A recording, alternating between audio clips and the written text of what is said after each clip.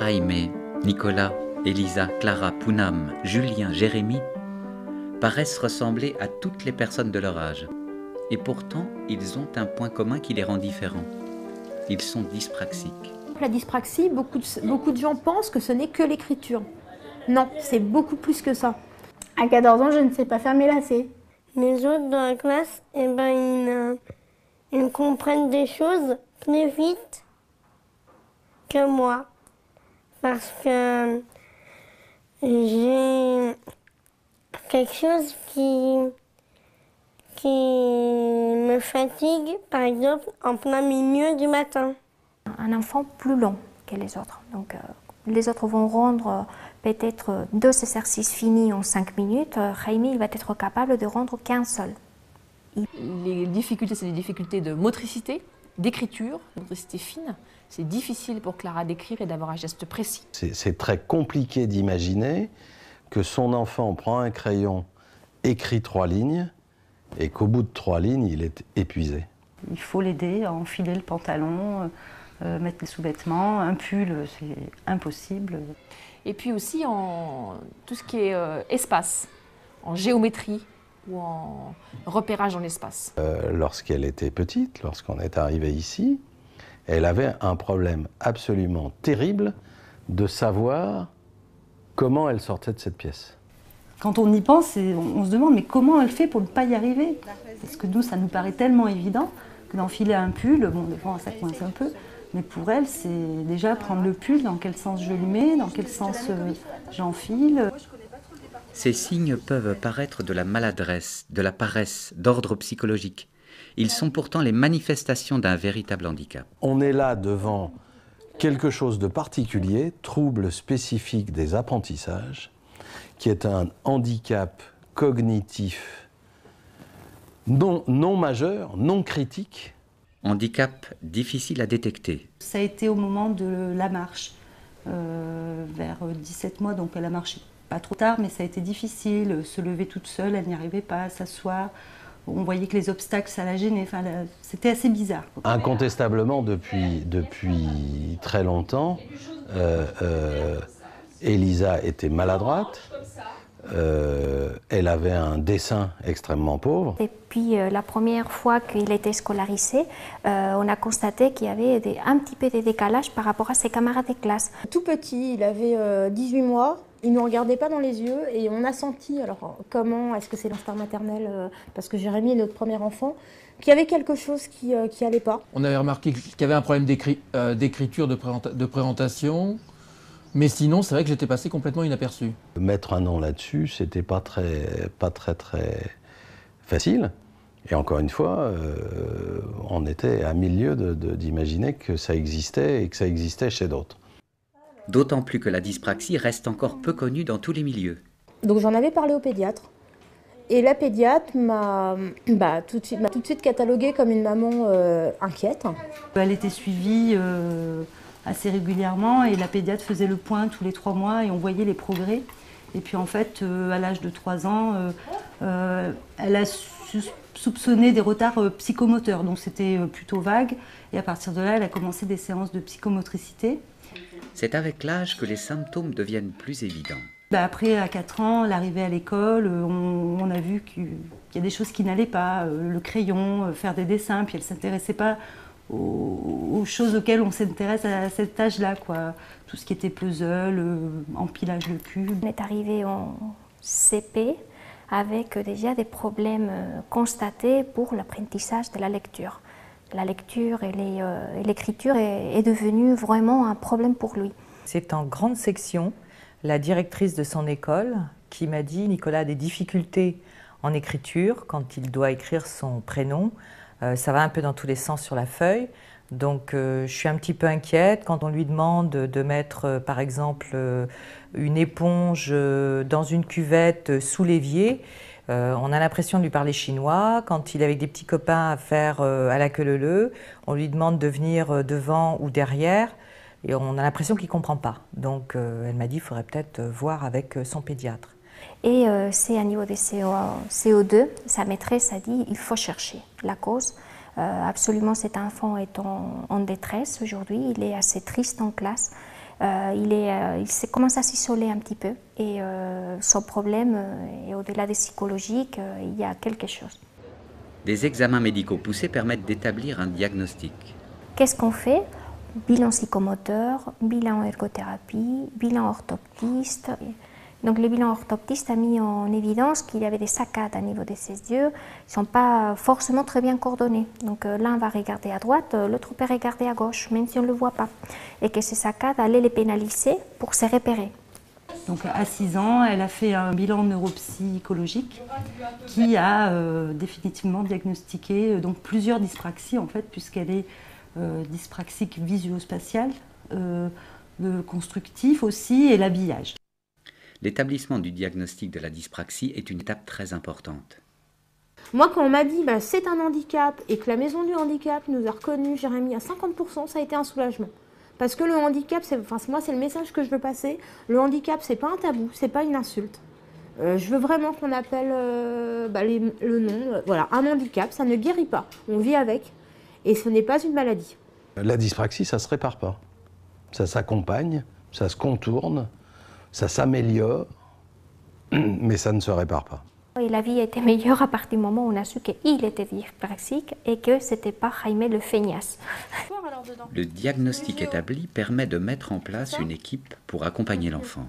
Donc à partir de là, on a fait toutes les démarches pour qu'elle puisse être prise en charge, puisqu'on nous recommandait donc, des séances de psychomotricité, mais ça avait déjà commencé, de l'orthophonie, de l'orthopsie et de l'ergothérapie. Mon fils est dyspraxique, c'est la fin du monde, non. Au contraire, c'était chercher ces spécialistes qui pouvaient nous accompagner pour lui donner le choix d'améliorer ses performances pour devenir un enfant tout à fait normal comme les autres. Et tout en sachant que son problème, il y a des contraintes, mais essayer de les dépasser. C'est vrai que c'est mieux quand c'est diagnostiqué tôt, puis surtout ça nous permet de mieux aider Jérémy en fait, et les enfants, parce qu'on sait comment du coup les aider. Ce qui permet à l'enfant d'entreprendre une scolarité dans les meilleures conditions. Avoir le diagnostic avant de rentrer au CP, ça permet de dialoguer avec les enseignants, avec les directeurs d'établissement, d'une façon plus efficace que si on leur dit mon enfant a un souci, mais on ne sait pas. Surtout qu'il existe un réel manque d'informations. Il y a plein d'enfants à l'école que j'ai pu côtoyer qui ont des problèmes qu'on dit, dysphasie, mais précisément et concrètement, qu'est-ce que c'est que la dyspraxie? Non. En ce qui concerne la formation que j'ai pu avoir à l'IUFM, on a évoqué les problèmes de dyslexie sans en approfondir la question, mais en tout cas, je découvrais complètement la dyspraxie. En fait, je l'ai compris au moment des équipes éducatives, quand on s'est tous retrouvés autour d'une table, tous les intervenants autour de Clara. Et là, du coup, c'est devenu beaucoup plus clair pour moi. C'est à ce moment-là où c'est devenu clair. Voilà. Et ce qui m'a vraiment formé et informé, c'est tout le travail que j'ai pu faire, tout d'abord avec la mère de Jérémy. Il faut, à niveau de formation, peut-être arriver à pouvoir donner des éléments aux enseignantes, déjà pour la reconnaissance des problèmes, pour qu'ils puissent être diagnostiqués à temps, et après pour qu'ils puissent faire un accompagnement beaucoup plus précis dès le départ. On n'est pas formé du tout, ça effectivement. Donc on s'adapte, on se forme tout seul, comme on peut. Pour Clara, diagnostiquer tôt, tout a pu se mettre en place à partir du CP. Quand à l'école, on a pu dire ce qu'elle avait, à partir de là, c'est vrai que tout s'est déclenché. Donc elle a bénéficié d'un PPS, donc c'est un projet personnalisé de scolarisation, avec donc un enseignant référent qui chapeaute tout ça. Donc l'ergothérapeute peut venir à l'école, faire ses séances, et puis du prêt de matériel pédagogique, donc un ordinateur et une imprimante, qui suivra Clara jusqu'à la fin de sa scolarité en primaire. Un ordinateur pour pouvoir travailler en classe. C'est une grande aide et je pense que ça la rassure aussi. Parce que sinon, elle se rend compte qu'elle ne peut pas écrire toute seule et forcément, quand elle est en échec, elle n'a pas forcément envie de travailler. C'est pour ça que cette année, on a donc un ordinateur pour tout ce qui est production d'écrit, pour l'aider. Parce que dans le sens, elle le fait. Elle sait écrire le mot maison, par exemple. Mais écrire la lettre M et la lettre A, c'est difficile pour elle. Donc du coup, l'ordinateur lui permet de taper la lettre M et la lettre A. Elle a pu avoir une AVS à temps partiel. Anne-Laure est là pour vraiment l'aider à utiliser l'ordinateur, à reformuler aussi les consignes, hein, à recentrer.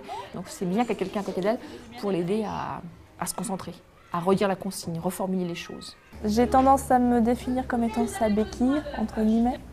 Je suis là pour l'aider, pour l'assister, mais pas pour faire le travail à sa place. On a adapté l'emploi du temps en fonction de l'AVS en fait, le plus possible. Jaime, diagnostiqué plus tard, a seulement pu bénéficier d'un programme d'accompagnement à partir du CM2. Donc aujourd'hui, Jaime, il fait 3 séances de rééducation par semaine actuellement. Donc il va faire le lundi l'orthophonie. Ensuite, il fait le mardi de l'orthoptiste. Donc il va aller à la séance de rééducation de ses yeux pour un repérage dans l'espace plus pertinent. Et après, il y a des séances d'ergothérapie le jeudi après-midi. Et l'ergothérapeute va lui apprendre déjà d'une part tout ce qui était le clavier, la frappe clavier, et maintenant tout ce qui est les outils. En plus de l'écriture, l'ordinateur permet à Jaime de suivre en géométrie et aussi de gagner du temps. La géométrie est un exercice épouvantable. Pour un enfant dyspraxique, c'est extrêmement compliqué parce que sa représentation de l'espace est quelque chose qu'on n'arrive pas à imaginer nous-mêmes. Améliorer ses performances à l'école, ça se passait par un ordinateur. Et que même si à la maison il se trouve bien, il va retrouver ses affaires assez rapidement, il ne va pas avoir des problèmes pour aller d'une pièce à l'autre, quand même l'école était un handicap beaucoup plus important pour lui, que sinon il n'allait pas s'en sortir à niveau scolaire. C'était beaucoup plus dur quand j'avais pas l'ordinateur parce que comme j'allais très doucement et j'avais besoin d'1 heure pour faire au moins 2 exercices. En 10 minutes, là, j'arrive à faire un exercice.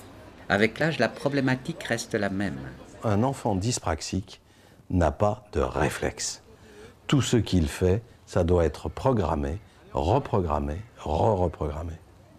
Par exemple, si j'ai un verre en main, un verre en main ou un objet, et que je suis absorbé dans une discussion, le verre va tomber.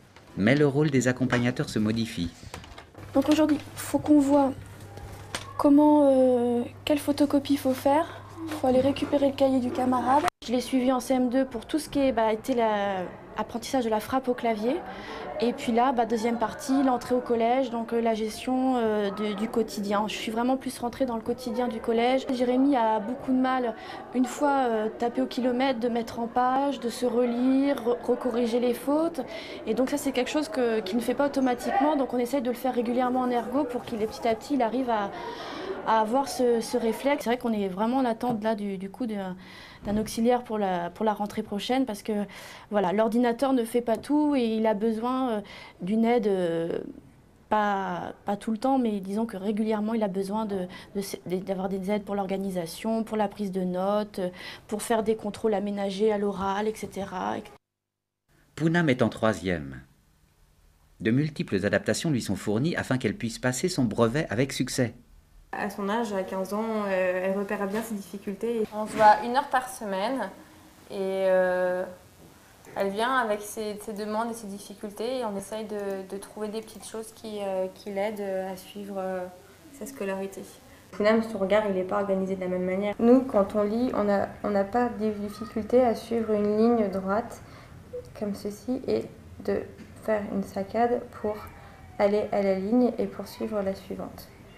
Poonam, elle, déjà, les petits caractères comme ça, c'est difficile à déchiffrer. Ensuite, elle va commencer donc sa ligne, comme nous. Là, la disposition en article aussi, il faut qu'elle aille plus vite à la ligne. Donc, elle sera aussi peut-être tentée de continuer sa ligne jusqu'ici, puisqu'elle n'aura pas forcément visualisé l'espace qu'il a. Si, il y a quand même une séparation. Donc, supposons qu'elle aille à la ligne ici, elle va peut-être se perdre et aller piquer sa saccade au début d'une 2e ligne. Donc ici, elle va croiser pour recontinuer sur une autre ligne. Elle peut s'être aperçue aussi après qu'elle s'est trompée. Donc elle va remonter et reprendre sa lecture en ligne. Et une fois arrivée là, idem, elle va faire une mauvaise saccade et elle est piochée ici. Et donc on a des sauts de ligne qui sont possibles et une mauvaise lecture si elle continue sur la même ligne comme ça. Donc ce qu'on fait avec Poonam, c'est que c'est plus facile de lire sur des A3 comme ça et de mettre de la couleur quand on change de ligne. Poonam, elle est très fatigable pour ce genre d'activité et on propose en ergothérapie des logiciels qui lisent des articles qu'on scanne. Stylo au bon endroit sur la feuille et on écrit. Cela n'est pas le cas du dyspraxique qui, lui, est obligé de penser à ses gestes pour les réaliser. Outre le logiciel de lecture de texte, Poonam possède aussi un logiciel de dictée sonore et une personnalisation de son ordinateur. Dans ces cas-là, j'ai des raccourcis clavier. Je tape BCP, il va me marquer le mot beaucoup. Et tout ça, c'est mémorisé dans l'ordinateur et c'est mon propre vocabulaire. On lui propose également une adaptation des documents écrits. Est-ce qu'il y a des choses qui te paraissent faciles à faire et d'autres plus difficiles? Moi, je dirais que le document 1, pour moi, il est lisible sous cette présentation. Et alors que le deuxième document qui est sur la page, je pourrais m'en sortir, mais c'est pas encore le top en fait. Parce que les tableaux à double entrée, je n'arrive pas à faire la concordance entre les lignes et les colonnes. Ici, dans un tableau à double entrée, il faut mettre en relation les lignes et les colonnes pour accéder donc à une donnée. Chose qu'effectivement l'élève dyspraxique aura du mal à faire. Ce qui fait qu'on essaye de les soulager en détruisant ces tableaux. Je l'agrandis, c'est pas suffisant. Donc obligatoirement, je vais être obligée de bricoler quelque chose pour que l'élève puisse accéder au mieux à son document. On va détruire ce tableau pour que l'élève puisse lire le tableau. Donc on va avoir une lecture linéaire, comme un texte, avec un code couleur, c'est-à-dire qu'une ligne sur deux, on va mettre de la couleur. C'est un exemple parmi tant d'autres, mais le mot-clé reste toujours s'adapter au handicap de l'élève. Mais tout cela ne suffit pas. Comment ? Pour progresser, chacun doit mettre en place des stratégies pour contourner son handicap. Par exemple, en dictée, dès qu'on doit apprendre des mots de dictée, je me les épelle et en même temps je chante et ça me fait l'apprendre. Moi j'ai pris mes repères, de voir les numéros de salle. Le jour où ils repeignent l'établissement, les portes, je suis perdue, je peux faire 10 fois le tour de l'établissement et pas me repérer. Au quotidien, on ne veut pas non plus l'embarrasser constamment de rééducation, donc on trouve des petits jeux, des petites choses qui l'amusent, mais qui en même temps ont une utilité. Donc oui, c'était le petit jeu des apéricubes. Donc c'est vrai que c'est un petit cube de fromage qui, avec une main, il ne faut pas l'écraser, sinon on peut difficilement le manger, et puis défaire tout le tour sans qu'il soit abîmé. Et ça a été très dur au début. À force, elle a trouvé sa stratégie, sa technique, et puis maintenant, elle fait ça de façon très professionnelle. Pour manger, j'ai toujours une tête un peu basse, parce que si je la lève, après, avec mes yeux, j'arrive pas. Des fois, j'essaye de mettre la nourriture par là ou par là, et alors que j'arrive pas à le mettre dans la bouche. S'habiller encore aujourd'hui, je fais les gestes toujours dans le même ordre. Et encore une fois, en y pensant de manière précise à chacun de ces gestes. J'apprends tout par cœur. Donc par exemple, je vais de chez moi à la date. J'ai tellement fait le trajet que je le connais par cœur. Je me dis, tiens, il y a ce bar, il y a ce McDo, il y a ce rond-point, et c'est là que je dois aller. Mais si c'est la première fois, je peux tourner 1 heure, 1 heure et demie sans trouver l'endroit. Tout ce que nous venons de voir a pour but de leur faciliter à prendre leur place dans la société.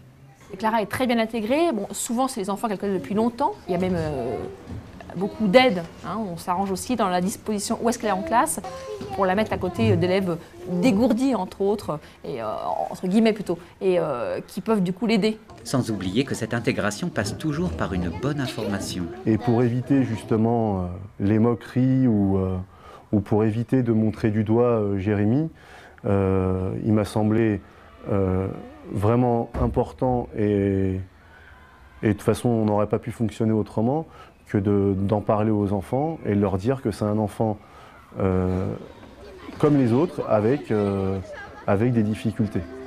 Clara elle-même, cette année, a expliqué aux enfants ce qu'il en était. Parce qu'il commençait, elle n'aimait pas le fait qu'on la traite de handicapée, mais il y avait un côté péjoratif là-dessus qu'elle ressentait comme ça, même si on n'a pas de problème avec ce mot-là. Pour moi, oui, effectivement, elle a un handicap, mais pour elle, elle le vivait assez mal. Et en fait, donc, les choses ont été mises au clair à l'école, ils ont discuté, les enfants, donc ils ont compris qu'elle avait besoin d'aide. Elle a lié aussi des vraies relations d'amitié. Elle a des vrais amis, voilà, comme un enfant de la classe, et avec qui elle va jouer, elle se retrouve avec plaisir dans la cour de récréation. Clara, elle a un ordinateur, ils savent que Clara, elle est dyspraxique, en plus on en reparle avec votre venue encore plus, mais voilà, c'est vraiment acquis. Anne-Laure est là, la vieillesse est là, à côté d'elle, ils sont là pour l'aider, il n'y a aucun souci. Non, non. Une forme de solidarité s'est créée très spontanément. Les enfants, je les vois faire des fois le matin, je l'accompagne mais je repars aussitôt, mais je vois que les enfants, un l'aide à enlever son manteau, l'autre accroche le manteau, l'autre l'aide à ouvrir le cartable. Et ça, c'est vraiment formidable parce que ça la soulage de gestes qui lui sont difficiles à elle. Et vous savez, si elle devait arriver le matin, passer un quart d'heure à enlever le manteau, essayer d'ouvrir le cartable et que personne l'aide, je pense qu'elle le vivrait mal. Mais là, du coup, elle accepte spontanément l'aide des autres et les autres vont spontanément l'aider. Donc l'ergothérapeute est venu parler aux enfants de la différence de Jaime. Ils ont eu une séance avec la maîtresse et avec l'ensemble des enfants pour expliquer pourquoi dans 4 jours Jaime aura un ordinateur en cours, etc. Donc ça s'est passé en douceur. Cette intégration, ces informations doivent permettre de reconnaître les qualités de l'enfant dyspraxique. Je pense que je fais pareil aux autres, je pense. J'ai des difficultés, j'ai des notes un peu plus basses que la moyenne de ma classe, mais voilà, je me débrouille, je sais me débrouiller. Un projet de danse avec une chorégraphe, et là voilà, Clara elle vient avec moi et c'est une élève, tout le monde, elle adore danser, elle est là, elle fait une activité comme tous les autres élèves de la classe en fait. Voilà. C'est pas jouer au foot, mais elle parle le russe, elle chante en russe. C'est pas parce qu'un élève est dyspraxique que c'est un mauvais élève. C'est un élève qui a des qualités égales à celles des enfants ordinaires, et voire même plus des fois. Et c'est des qualités qui sont cachées un peu comme ce handicap, et il faut justement en savoir plus et fouiller un peu plus pour se rendre compte de toutes ces compétences-là. Et la bonne surprise, c'est qu'il a pu rentrer dans la lecture très très vite. Peut-être même plus vite que d'autres enfants qui n'avaient pas son handicap. La personne dyspraxique reste cependant une personne fragile. Je le vis bizarre, pas très bien. C'est dur. On a des enfants qui sont extrêmement fragiles sur le plan psychologique. Extrêmement fragiles parce qu'ils sont toujours en tension. Parce qu'ils ne sont jamais au repos. C'est des enfants qui ont quand même beaucoup de mal à jouer avec les autres enfants, à s'intégrer dans un groupe. L'épanouissement passe aussi par la réalisation d'activités extrascolaires. À la danse sur glace, je suis comme les autres. Ça me libère de tous mes problèmes. Elle a choisi aussi d'avoir des loisirs, et c'est normal. Il faut aussi qu'elle apprenne à vivre avec les autres. Alors elle le fait à l'école, mais après, hors du cadre scolaire. Puis certainement dans l'équilibre, dans la perception de son corps, certainement ça y joue. Donc c'est un plus pour elle. C'est ce qui lui donne confiance en lui. Il se sent comme les autres. Il progresse au même niveau que les autres. Et donc c'est pour lui une façon de se sentir un petit peu libre sur la glace. Et ces problèmes de repérage, même s'ils sont toujours là, il a appris à les compenser énormément. En fait, je suis mieux en équilibre. Parce qu'avant, je l'étais pas, donc ça m'a aidé, le cirque. Une grande confiance en lui. Parce que c'est un enfant qui manquait d'assurance. Travail d'équipe, travail de tous qui porte ses fruits. Maintenant, elle devient beaucoup plus autonome, mais à force de lui répéter les choses. C'est une réussite, je crois, parce que tout le monde s'y est mis, les parents, les enseignants, les intervenants extérieurs. Donc je trouve que Cara est une petite fille épanouie dans la classe et voilà, ça c'est une vraie réussite. Les progrès, c'est vrai qu'au jour le jour, non, on ne les voit pas. C'est très long, c'est par palier. C'est vrai qu'un jour, on dit, tiens, elle sait faire ça, ou ah ben maintenant, ça va mieux pour certaines choses. Mais les progrès, ils sont très très lents. Et puis, du fait qu'elle ait été prise en charge depuis très petite, on se dit que, heureusement, parce qu'elle a pu faire des progrès depuis très tôt et que elle n'en serait pas là actuellement. On arrive quand même à améliorer par rapport à ce qu'elle, le début. Elle a fait des progrès au niveau de la stabilité, la précision de sa fixation, de sa poursuite, de ses saccades. Ça restera sans doute toujours difficile pour elle, mais elle a fait quand même déjà, on sent déjà une bonne évolution. Jérémy, il a toujours été, depuis tout petit, en fait, il a toujours été en progrès constant. Alors, on ne regarde pas par rapport aux autres, on regarde toujours par rapport à lui. C'est-à-dire qu'on part d'un point A, on arrive au point B, ça prend le temps qu'il faut. C'est ses progrès à lui. Reconnaître et connaître la dyspraxie reste un long chemin à parcourir, bordé de questions et d'espoir. Elle fait son CP, elle va rentrer au CE1, mais on ne sait pas la suite. Et puis, il n'y a pas d'autres prises en charge qui peuvent être faites, quoi. Ou c'est l'école, ou c'est quoi, on ne sait pas.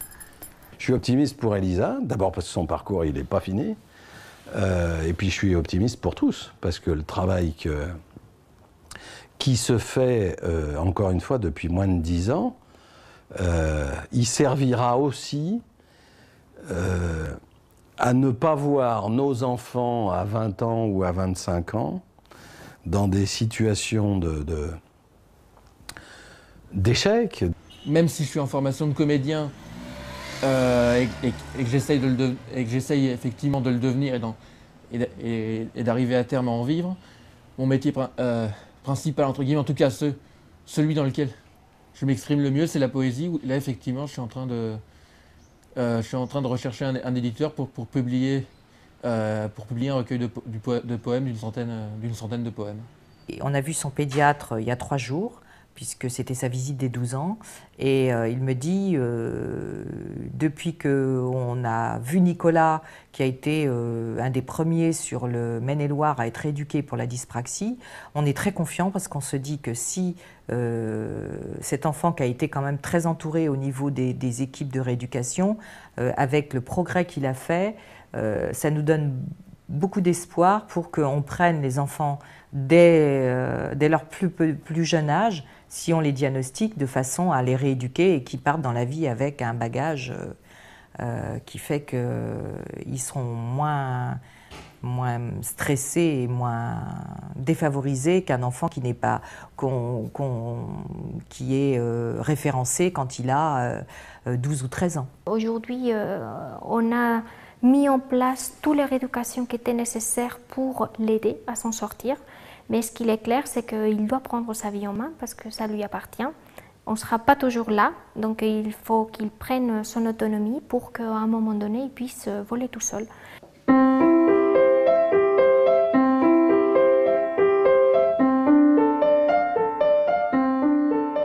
Obéis-moi mon corps, agis suivant ma volonté. Je ne veux plus devoir te dérober. De loin j'ai l'air normal, sans doute beau, presque bel homme. De près je suis emprunté pareil à un sous-homme.